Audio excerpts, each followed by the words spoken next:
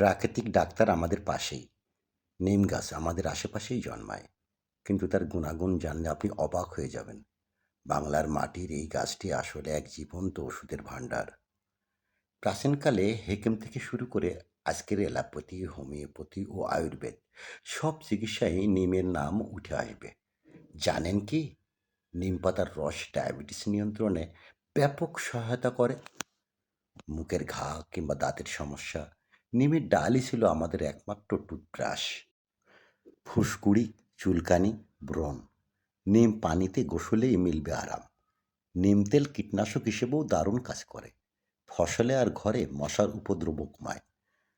তবে মনে রাখতে হবে, নিম সব রোগের একমাত্র সমাধান নয়। সঠিক ব্যবহার, পরিমিত পরিমাণ আর প্রয়োজনে বিশেষজ্ঞদের পরামর্শ। তাই আসুন, এই প্রাকৃতিক চিকিৎসককে অবহেলা নয়। নিম গাছের ছায়া, কাঠ, ঔষধি শক্তি আর তার উপকারিতা যেন কাজে লাগে আমাদের সবার।